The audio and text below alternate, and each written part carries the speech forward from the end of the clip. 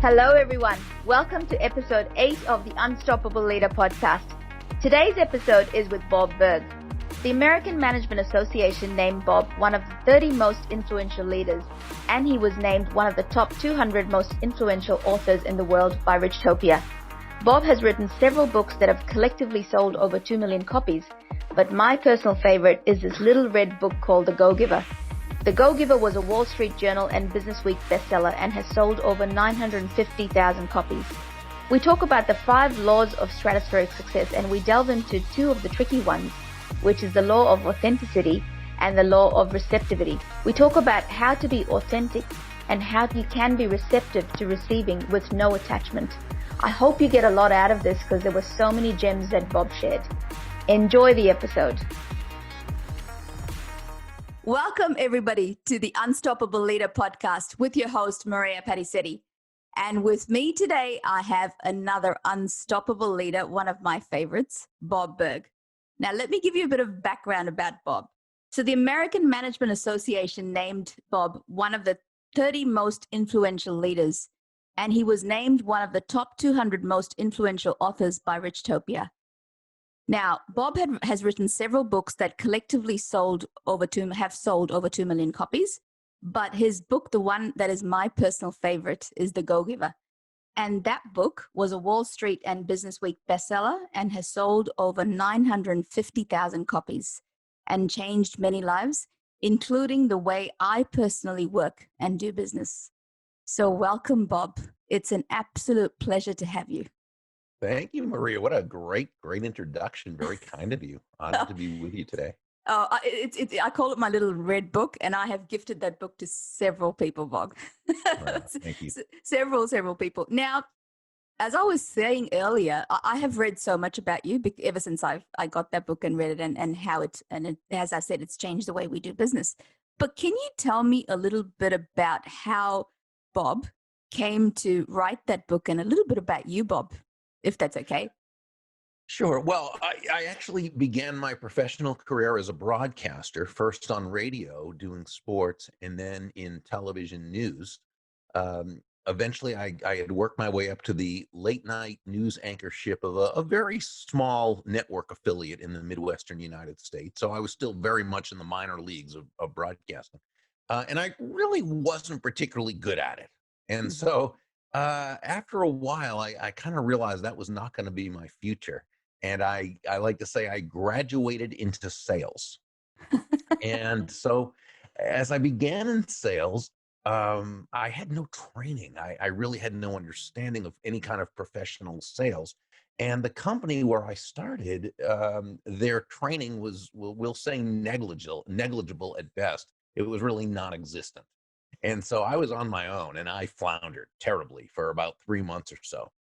One day I was in a bookstore and happened to see a couple of books on selling. Now, that doesn't seem like a big deal these days, but this was 40 or so years ago. And back then, you really didn't see that all too often. There were a few out there, but none that I knew about. I didn't even know sales books or how to sell. I didn't even know that was a thing. I had no training. And so I got those books. One was by Zig Ziglar. One was by Tom Hopkins, 2 very, very legendary sales teachers, sales trainers. And I studied the books at night after work. And I studied into the wee hours of the morning. I would read and highlight and practice and take notes and dog ear the pages and do all that, and I just immersed myself in it. And really, within about 3 weeks, there was a very big difference in my sales. Wow. And that was encouraging to me because Wow. it said, if there's a way, if there's a methodology already invented, then you don't have to try and reinvent or invent the wheel, because the wheel's already been invented, and you don't even have to reinvent it. You just have to learn it from someone else who's done it. Absolutely. And so that was very encouraging to me. And, to this day, I call it following a system. Okay. And I personally define a system as the process of predictably achieving a goal based on a logical and specific set of how-to principles. In other words, the key being predictability. if it's been proven that by doing A, you'll get the desired result of B, then you know that all you need to do is A and continue to do A, and eventually you'll get the desired result of B. So that was a breakthrough for me. Yeah. So I started really studying sales. And as part of studying sales, I was studying personal development, Yes. right? Because really success begins on the inside. It begins with what we feed ourselves, the books and the audios and the videos and those who we have around us and all that, right? And we take in all these success principles and we build ourselves on the inside. Success then manifests itself outwardly. Mm. So it was something I was really enjoying. And eventually I worked my way up to sales manager of a different company, started showing others what was working for me, and eventually just kind of built a speaking business. And of course, I learned how to do that when I joined the National Speakers Association and started studying from people who had successfully built their speaking businesses. So I emulated what they were doing. And when I say following a system or emulating what someone else has done, I don't mean you just blindly copy. That's not it. But you tap into the principles and the methodologies. And so long as what someone teaches is congruent with your value system, then by all means, Mm. find out who's doing it and do basically the same thing to get similar results. Absolutely. I mean, to be honest, that's how I came about buying your book. I'm an avid reader. I have read Zig Ziglar's work. I think I've read so many books. I don't know. I mean, I look at the library in your background and I go, wow, I think I need a bigger one because I've got Well, no, piles and boxes. first of all, I'm a lot older than you are, so I've had a lot longer to put my library together.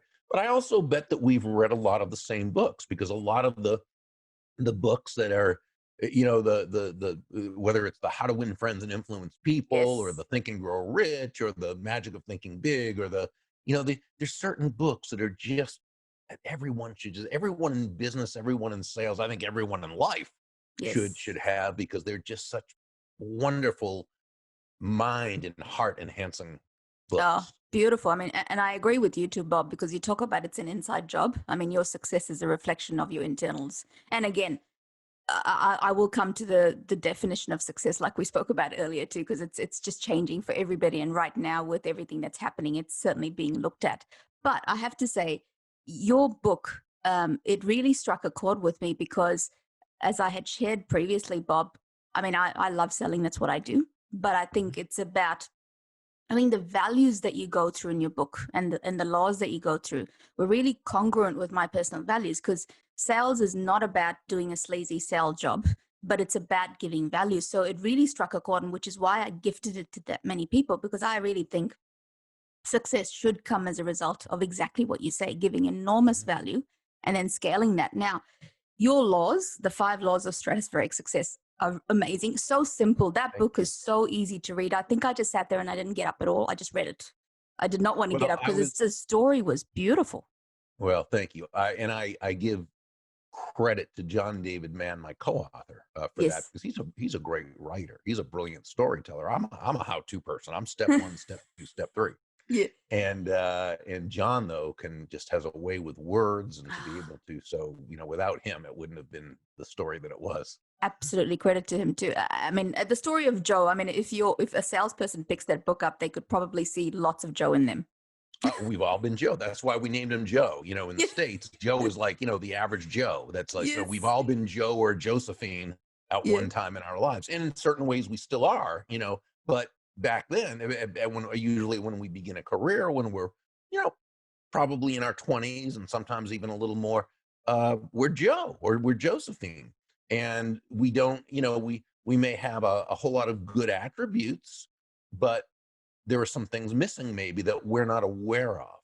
And that's Absolutely. sort of where we went with the book, that he was introduced to people, and the main mentor, Pindar, who then introduced him to others, who all were able to kind of give him a little bit of a piece of the pie, so he could Yes. put it together and see what really needed to be done. Absolutely. And one of the things I want to say for our audience and our listeners is this, right? So this isn't for me actually a sales book, because technically that's not what I was trained in. I'm an engineer by trade, and I had to build a business, and I had to become a salesperson. And Right. but this book for me is a book of how to live life. because you don't have to be a salesperson to actually follow those the laws. Because even if you're a person, you could be a young person at school, and I think these laws still apply. It's the way you should live life rather than about anything about sales. I don't think Yeah, we actually have schools that use the book, which we're just so amazing. pleased to know. Very, very happy. I think lots of young people need to get their hands on this one too. It would be a great gift to give kids at school. Now, some of the laws, I'm going to leave the first three out because I think that they're almost self-explanatory, although I recommend people read your book because it's just such a beautiful story to read. And like you said, John's done a fantastic job writing it. But the two laws that are probably a little bit more tricky for the average Joe is the law of authenticity. And the second one is receptivity. But I'm going to go to the law of authenticity. A lot of people ask me that question, Bob.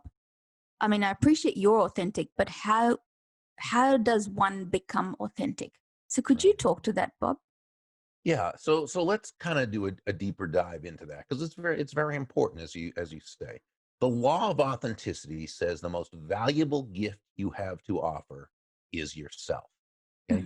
Now, Deborah, who was the mentor in that part of the story, she shared a lesson she learned very early in her business career.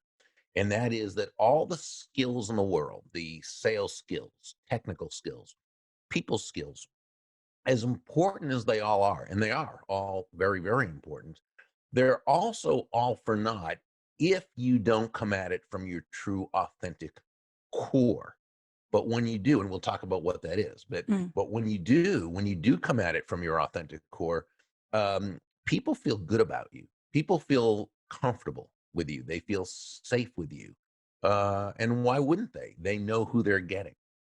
And as human beings, we have a deep desire, and this is very built in and the reasons go back to the cave person days when every day was survival. And you had to know what your environment, the clues in your environment had to mean the same thing. They had to be consistent day after day, after week, after month, right? And so when someone knows when they know who you are and that you show up the same way because that's who you are, they feel much more comfortable with you. They want to get to know you. They like you. They trust you. They want to be in a relationship with you. They're much more likely to do business with you. They're much more likely to feel very comfortable referring you to others. So we could look at authenticity again as simply being your core self. I always loved what Gandhi was credited as saying, and I don't know that he did necessarily say this or not, but it sounds very Gandhi-ish because it's very wise, and of course he was very wise.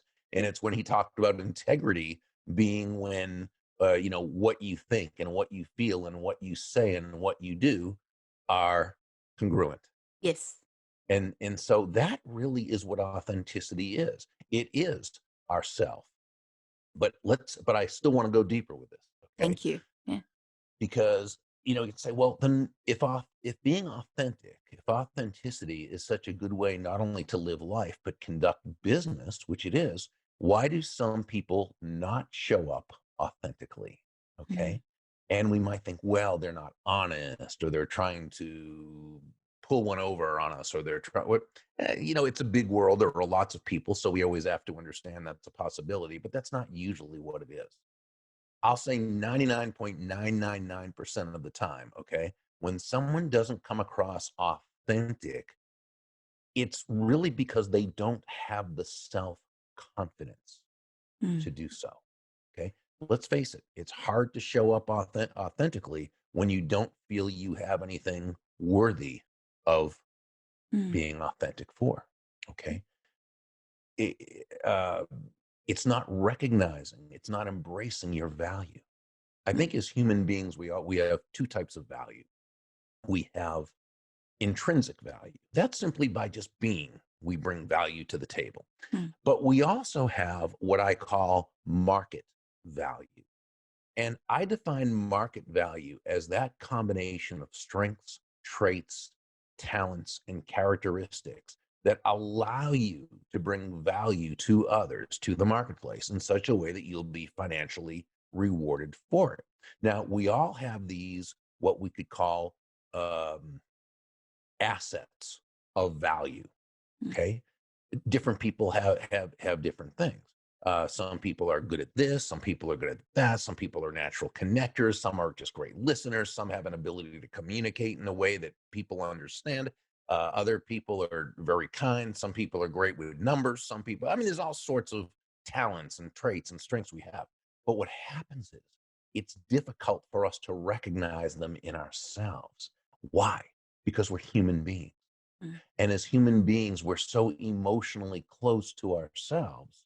And we remember, as human beings, we tend to see the world through our own set of beliefs, our what I call our unconscious operating system. And this is based on, upbringing, environment, schooling, news media, television shows, movies, everything, but pretty much formed when we're very young, in which we see the world through a very specific and particular lens. Mm. And we often see our truths, but they're not the truths, right? Yes. Because we see a thing, right, from Yeah. our own viewpoint. But as human beings, we tend to think that others understand the world or see the world the same way we do, which is certainly simply isn't true. So you can have a certain talent or a trait where it really adds great value, but you don't value it because you think, well, everyone else can do that too. Mm. Because again, that's all you know. Yes. So it's what you think.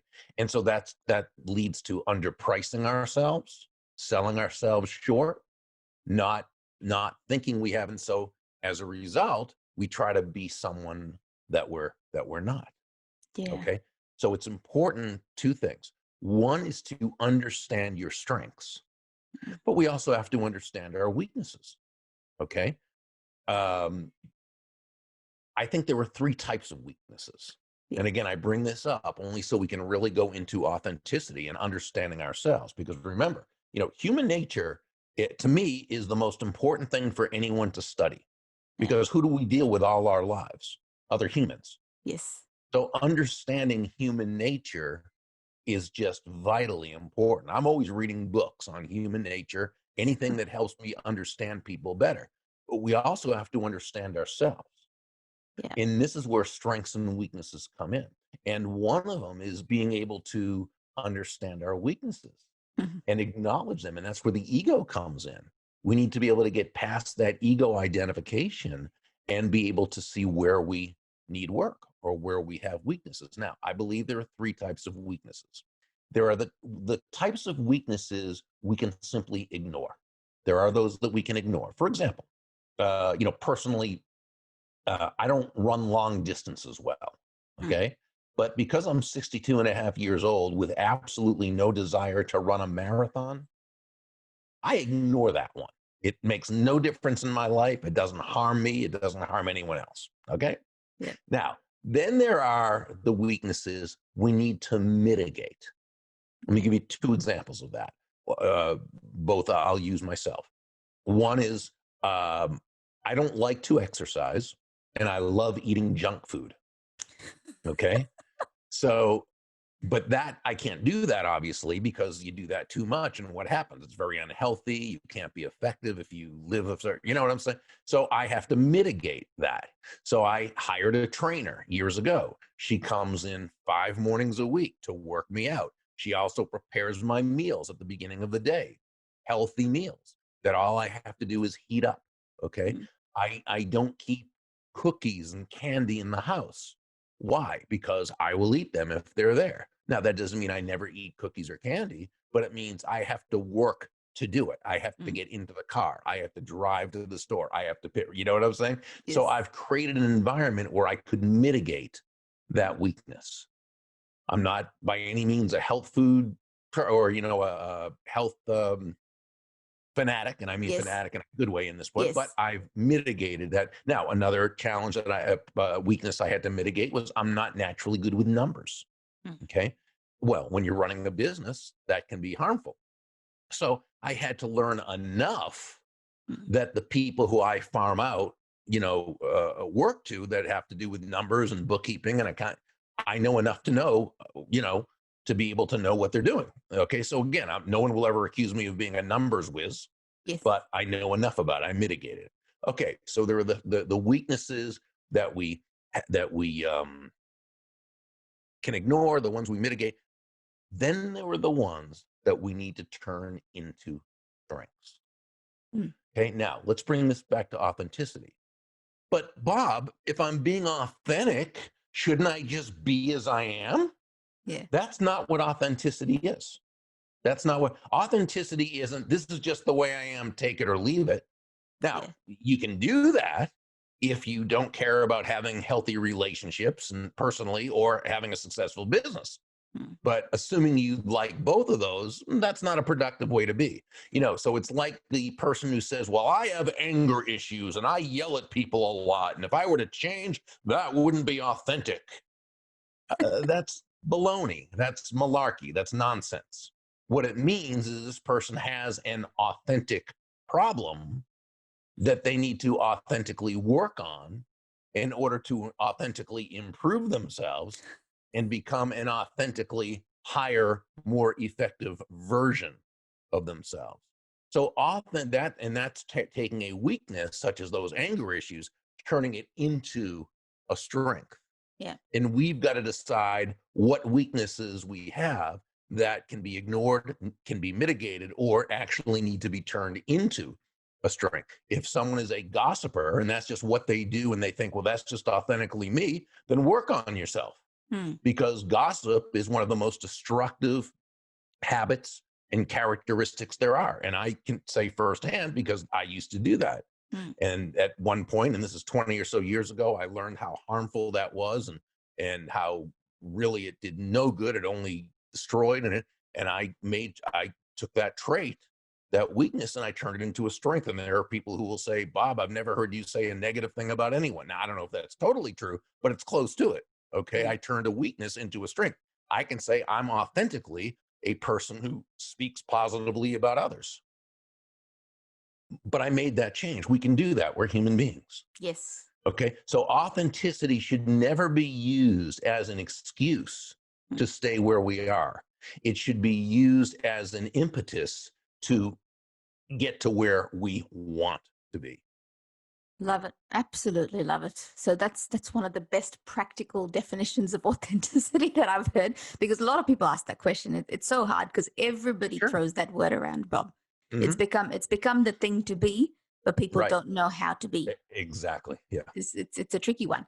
So the next law that I wanted to talk about is the law of receptivity. And I know that comes about because your first three laws talk about giving, which is why I Mhm. love the go giving thing, right? I Thank almost see it as paying it forward.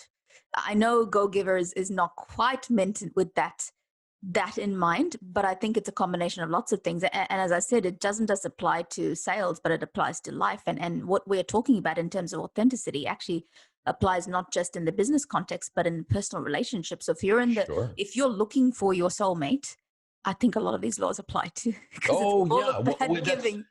that's also one reason why we had the subplot in there about Joe and his wife, Susan.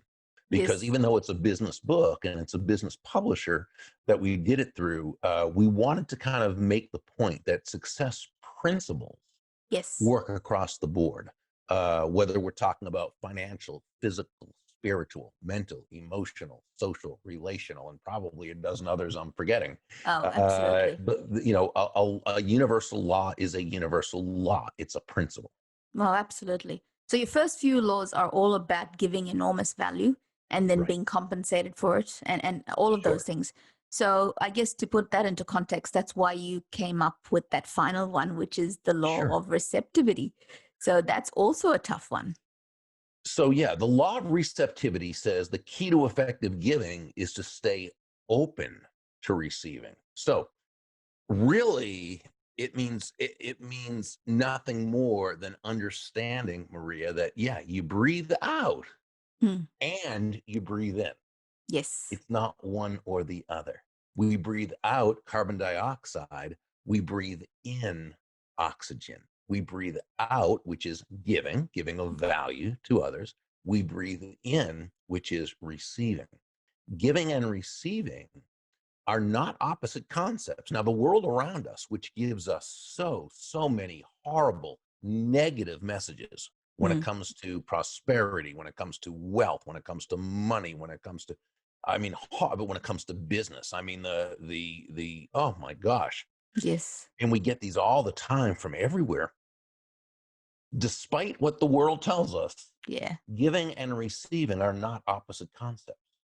Giving and receiving are simply two sides of the very same coin, and they work in tandem. It's not a matter of are you a giver or a receiver? No, you're a giver and a receiver. But what you understand is that the way the world works is that the giving of value, the giving must come first. Okay. You give value, you bring value to the lives of others, and and you create that benevolent context for success, and the money comes in. You've got to be willing to receive it. But when you think about it, money is simply an echo of value. It's Mm. nothing more, nothing less. Money is an echo of value, Love which that one, means Bob. the value comes first. That's why the first three laws are about giving value, right? The Mm. first three laws about, so the giving comes first, right? You focus on the, Mm. and then now here's the key, you allow the receiving. How do you allow Oh, that? Because sometimes there's two things that I have with that questions. One is you tell people that you have to give without expectation. So that's the first thing. So if you're giving, then you're going, and then this is where sometimes can I people suggest one thing though there? yeah, please do. A lot of people say that you give without expectation, and I know what they mean. They mean you Yes. don't give with an expectation. You've got to do that. Absolutely, of course. But I Yeah. say it a little differently because I kind of want good expectation. I always expect good things, so Yeah. I kind of don't want to speak that don't expect. Okay, I expect good things to happen. It doesn't mean it's going to be from that person or from that person. But here's what I say. Mm. I say give without attachment. Love it. Okay. Because, yeah, we can expect good things. We can want good. We can prefer good things. Mm. So long as we're not attached, emotionally attached to the result. So, regardless of whether the result that we desire or would choose or prefer comes in, that does not disrupt our happiness. That Mm. does not disrupt our peace of mind. That Yeah. does not disrupt our joy, which allows us to give from a place of prosperity instead of Yes. lack, which tends to create that benevolent context, Yeah. you know? So Got it. so that's me. And so again, I don't mean to correct, that's just my No, I word. love it because see, if I'm saying that, I know a lot of our listeners will be saying exactly the same thing because it's so confusing. People say, give value, and your life will work. And then, but for those who don't have much, especially right now, people who are struggling, and they go, why do I have to give? Because I'm struggling. I could barely, pay my bills and can't do this and can't do that. I've just lost my Well, job. that's realizing that when we say give, that doesn't mean you have to give money to someone. There's many Exactly. ways to give Exactly. value. That's why I bring that up, Bob, because people are just confused, right? There are so many cliche Mhm. statements out there, Bob. Well, People that's throw you it. hit it right on the head. There's so many statements that have a ring of truth to them, but they're Yes. not complete. No, and they don't tell you how, which is why They I'm don't asking you they the don't tell question. you how exactly. Like, be authentic. How? Okay, Give yeah, without exactly. expectation. No, it's give without Yeah. attachment. It's how do you know that you're ready to be receptive, and how do you know that, and how do you be prepared to be receptive? Well, it's first, and that's such a great question because remember, we live in a world that tells us receiving is wrong. It makes you evil. It makes you Yes. horrible. If you have a successful business, you did it on the backs of others and you did Yeah. this. And, now again, there are people in the world who do things we don't like and who do bad things. But Yeah. by and large, and I guarantee everyone who's watching this or listening to this, we all live in a situation where no one is forced to buy from us, Mm. right? The only way they're going to buy from us is because we have been able to successfully focus on them, Yes. on their needs, on their wants, on their desires, discovering what they want, need, and desire, and helping them to get it. Mm. Okay. When we've done that and given them what they have wanted, and that's what sales is, you receive. Mm. Okay. The focus was on the giving, but then you receive. But you've got to be open to it. But if no one's forced to buy from you and they're doing it because they believe they'll be better off by doing so than by not doing so, you have earned that Mm. money. You've earned that prosperity. But remember, When all your life through movies and TV and school and maybe family and maybe friends and social circle that said, oh, if you're, if you have money, you're not honest, or if you're, all these horrible, horrible messages, that's on an unconscious level. Yes.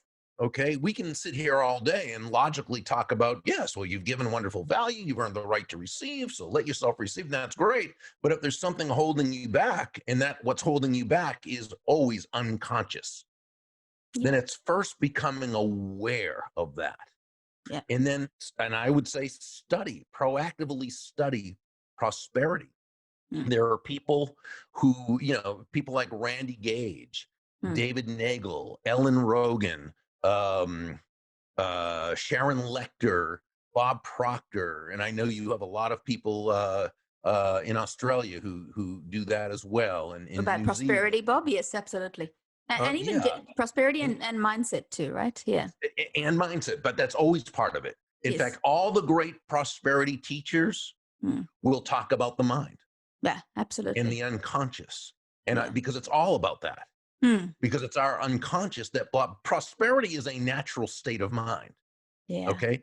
It's the unconscious and all the horrible messages that have been put in from the outside that keeps us from living in that prosperity. And I was just thinking, everything that you're just saying, Bob, sorry to stop you. I just want to draw parallels because I want you to keep going. But I was just thinking, I want the listeners to realize that whilst we're talking about business and wealth, this could easily relate to attracting relationships. Oh, sure, personal absolutely. Relationships, and having your home life and your personal life work in harmony. So what you're talking about in terms of being receptive, it's about receptive to receiving great relationships and receiving love from your life partner or soulmate, or just being receptive to finding that person. So sorry, keep going, Bob, but I just wanted to No, you're right on the mark. And I mean, start with the little things. If you find that when someone gives you a compliment, are you able to say, oh, thank you so much, or thank you, I appreciate that? Or do you go, oh, no, right? Or someone, a friend offers to pay for the coffee or the tea.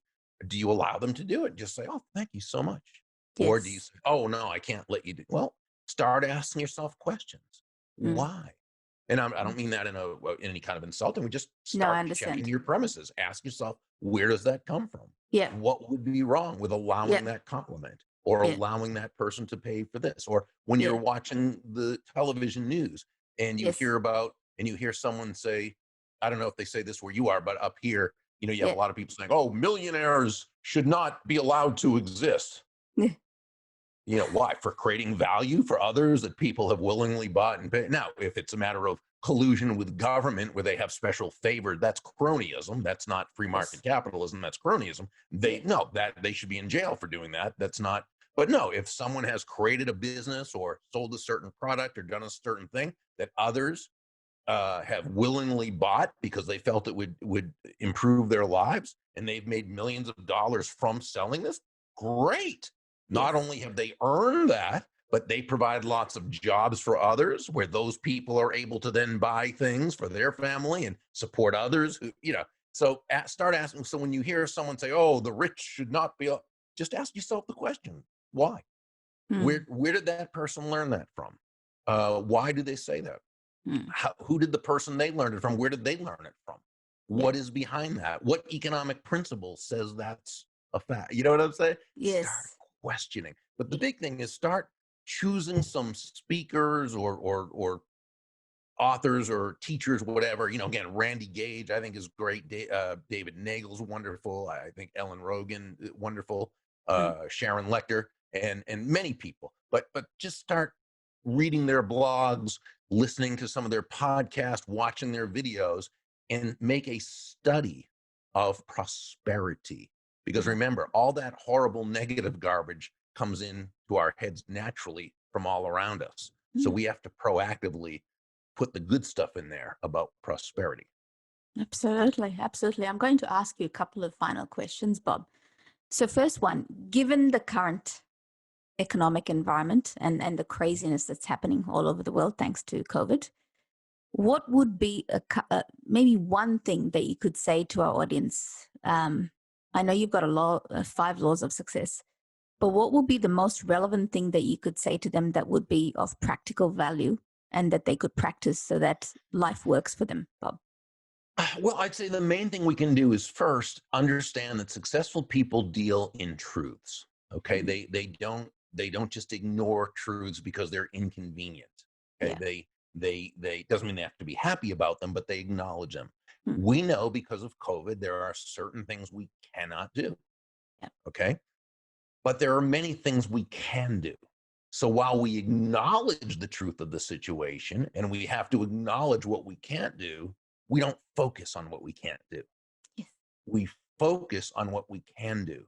And the big thing is, how do I right now based on what I have to work with, find ways to add value to the marketplace? Yeah. And of course, that always depends upon who you are and what you do to answer it. Mm. But that's where you want to go. That's where you want to start. Absolutely. And the final question, I could keep asking you lots of questions, well, but I know we have to wrap up. but the final question, a lot of people nowadays are talking about two words that have become popular, and I'm very happy that this is being spoken about. And those two words are happiness and kindness. They say that kindness is the new currency, and I'm just so over the moon that that's being spoken about. What is your take on those two things? Well, I mean, I think kindness has always been something that's it gets brought up where with social media now there can be memes that whether they're graphics or just sayings that can pick up very easily. I think kindness has always been very much in fashion. I Yes. think by and large people would rather be around kind people than unkind people. Yes. That, you know, so no, I think that's always been a thing, and I think that it's being brought out more. Wonderful. Mm. And then your other one was what? Happiness. Happiness. Well, happiness is really the key because as Yeah. human beings, we um, we all seek happiness. Yeah. Now, remember, we always have to define terms Mm. because otherwise we can all be saying, we 10 of us can unconsciously define happiness in different ways. Okay. Yeah. Now, the dictionary definition of happiness is the mental feeling of well-being.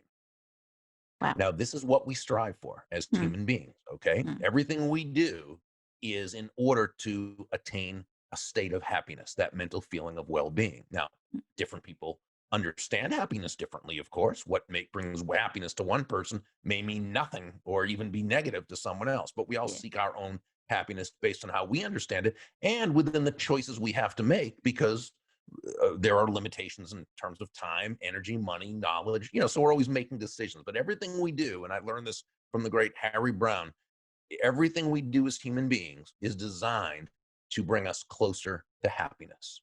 Now, Wow. I define happiness a little bit differently. I just take it a little deeper, okay? And let me That's share good. this with you. Yeah. I believe that happiness, when it comes right down to it, is an ongoing feeling of joy and peace of mind, the result of living congruently with one's value. Okay? So an ongoing feeling of joy and peace of mind. Now, that doesn't mean we always feel good. The Yeah. fact is, life happens and there are tragedies and there are horrible things. And that doesn't mean to be happy, doesn't mean we're always in a state of ecstasy or joy. That's not what No. we're talking about. Yeah. Okay. It's a genuine and ongoing general feeling of well being and peace of mind. And then the other part is the result of living congruently with one's values. I love And it, it's Bob. not necessarily what we say is of value to us, but it's what really is of value to Yeah. us. And if you're not acting congruently with that, you can't be happy. Yeah. Because you're torn in fear. Sure, absolutely. Absolutely torn. Which is why I'm thinking of all. I honestly, like, I'll say it again. I don't see Go Giver as a sales book. I think it's just a really, really good manual for life. Oh, wow. Thank you. Appreciate that. So thank you so much, Bob. Now, I have to ask, if people wanted to get in touch with you, what's the best way? I mean, first thing is I have to tell the audience, please go and get the book, whatever version it is, go and read it. It's an easy read. It's a quick read. And I promise you that if you pick it up, because it's a story that's being told, it's so easy to read and it just registers so much easier. And Joe is just a wonderful character. And I love, of course, the main character, chairman. The chairman. So how do they get hold of you and how do they get in touch with you, Bob? Best way would just be to go to Burg, BURG.com. And if they scroll down, they can go to where they can get a chapter or excerpt of any of the 4 books in the Go-Giver series. 3 of them are parables. And there's also a lot of just other resources, videos and different types of things right at the website itself. So they can go to burg.com and just sort of hang around and have fun. Absolutely. And you've got a podcast too, haven't you, Bob? Yeah, it's interesting. I put it on hold for about 9 months, 10 months, and we're going to start it up again. Fantastic. Perfect time to start. Because I think your message, all of these laws right now are pretty powerful. I think you can give value no matter where you are sitting from your house, Bob.